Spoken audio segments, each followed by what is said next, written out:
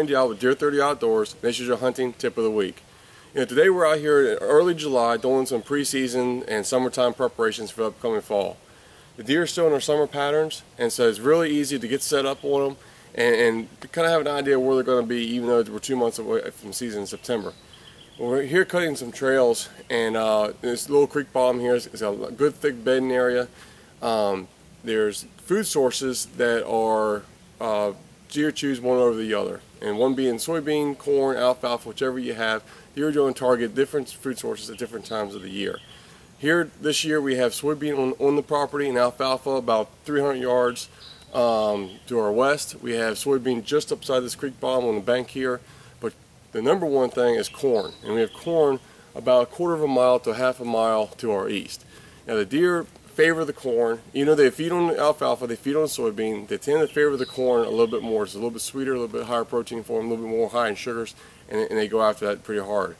So what they're using this creek bottom for is a very thick, dense bedding area. Now the problem with that is that they're going to be moving early morning and late evening, and being this is their bedding area. If you're going to try to hunt this, what you need to do is get in here as quietly as possible.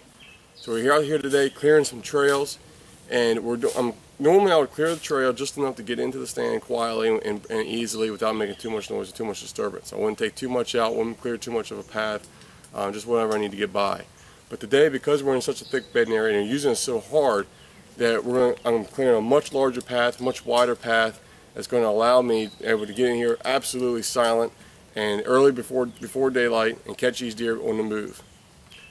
Sometimes this is what you need to do in order to fool these deer and beat them to their spot. The deer's habits, especially early season, is he's got one thing on his mind, and that's food and resources. The rut's not here yet, and he's not really interested in the females yet, so you're going to be looking for bedding areas and food sources and the travel routes in between. Do your scouting, see where these deer are traveling these routes, find yourself a good tree to hang a stand in, and make sure you have a nice clear trail that you can get in quickly, quietly, and without disturbing the deer.